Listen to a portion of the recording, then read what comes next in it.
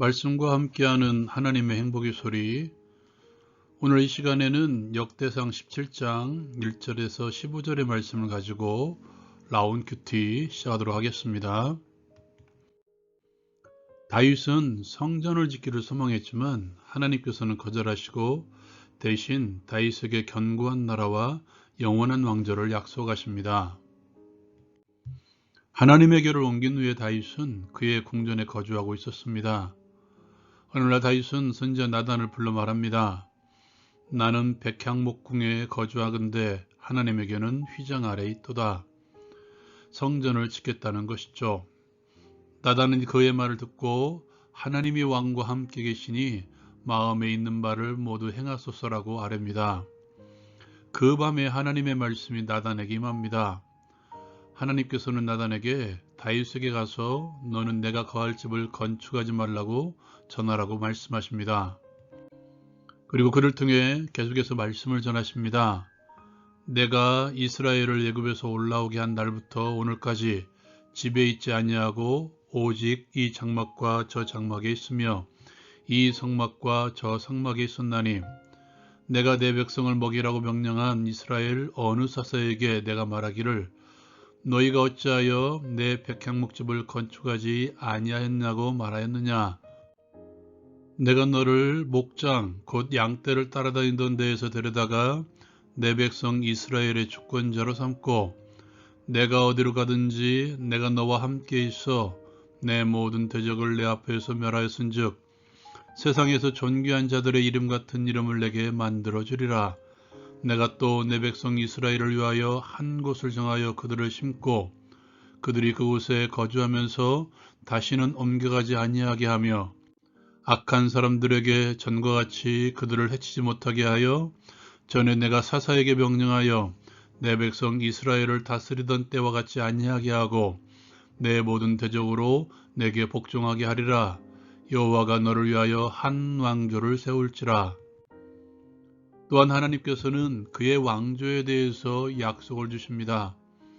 내 생명의 연한이 차서 내 조상들에게로 돌아가면 내가 내 뒤에 내 씨 곧 내 아들 중 하나를 세우고 그 나라를 견고하게 하리니 그는 나를 위하여 집을 건축할 것이요 나는 그의 왕위를 영원히 견고하게 하리라. 나는 그의 아버지가 되고 그는 나의 아들이 되리니 나의 인자를 그에게서 빼앗지 아니하기를 내가 내 전에 있던 자에게서 빼앗음과 같이 아니할 것이요 내가 영원히 그를 내 집과 내 나라에 세우리니 그의 왕위가 영원히 견고하리라 하셨다 하리라. 나단은 이 모든 말씀과 이 모든 계시대로 다윗에게 전합니다. 적용을 위한 나눔의 시간. 이 시간에 하나님의 관심과 열심에 대해서 함께 나누기를 원합니다. 다윗은 백향목으로 만든 자신의 궁에 거주하면서 장막, 텐트죠. 텐트 아래에 있는 하나님의 궤를 생각합니다. 그리고 나단을 불러 성전을 지을 것을 전하죠. 나단은 이 말을 듣고 왕의 뜻대로 하라고 아뢰입니다. 그 밤에 하나님께서는 나단에게 명령하죠. 다윗에게 가서 성전을 건축하지 말라고 전하라고 명령하십니다. 하나님의 영광을 위해서 하나님의 궤가 있을 하나님의 집 성전을 짓는다는 것, 이것이 정말 얼마나 영광스러운 일이 아닙니까? 그런데도 하나님께서는 이 일을 하지 못하게 하셨습니다. 왜 하나님께서 하지 못하게 하셨을까요? 오늘날에도 많은 교회들이 성전이라고 명령하며 하나님의 영광을 위한 일이라고 말하며 예배당을 늘려가고 있습니다. 그렇다면 이 일이 중요하지 않은 것인가? 하지 말아야 되는 것인가? 그런 문제는 아닙니다. 오늘 다윗에게 전하라고 주신 말씀을 통해서 과연 하나님의 관심, 하나님의 중요성은 어디에 있는지 우리가 살펴볼 필요성이 있다는 거죠. 오늘 말씀을 보면 먼저 하나님께서는 다윗에게 관심을 가지고 계셨습니다.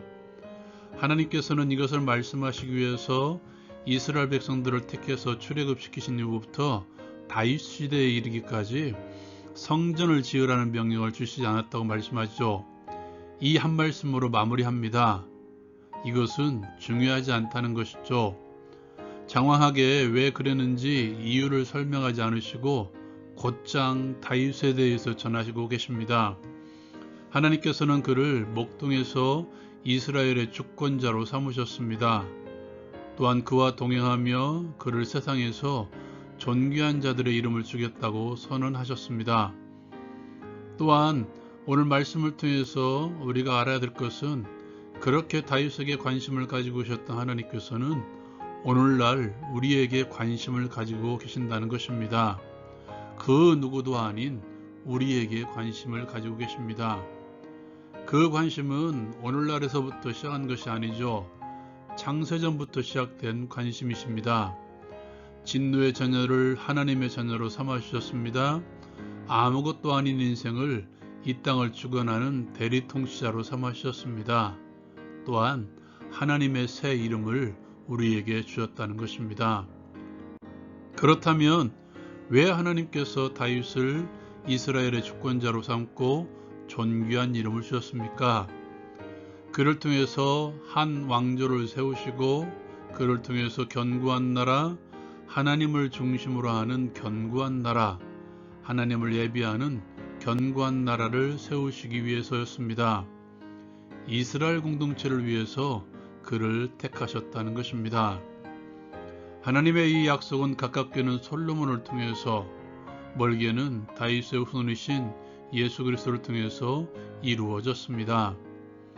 하나님께서는 예수를 통해서 저와 여러분들을 구원해 주시고 예수님을 중심으로 하는, 예수를 머리로 하는 통일된 공동체를 세우셨습니다. 그것이 하나님께서 원하시는 진정한 관심, 진정한 성전입니다. 여기에 하나님의 관심이 있으며 여기에 하나님의 중요성이 있으며 여기에 하나님의 열심이 있습니다. 눈에 보이는 멋들어진 건축물이 아닌 예수 그리스도를 머리로 하는, 예수 그리스도의 통치 아래 살아가는 거룩한 공동체에 하나님의 관심이 있습니다. 하나님께서는 지금 곧 우리가 함께 서 있는 교회에 관심을 가지고 계십니다. 그러한 교회를 향해서 하나님께서는 영광스러운 교회라고 칭하셨습니다. 또한 영원토록 견고하게 하실 것입니다. 잊지 마십시오. 하나님의 관심은 교회를 이루어가는 지체인 나에게 관심이 있으시며 하나님의 열심은 교회를 성전, 즉 거룩한 공동체로 세워나가는 데 있습니다. 그 관심대로 우리 또한 사람에게, 그 열심대로 우리 또한 그리스도인들이 거룩하게 살아가는 데 있었으면 좋겠습니다.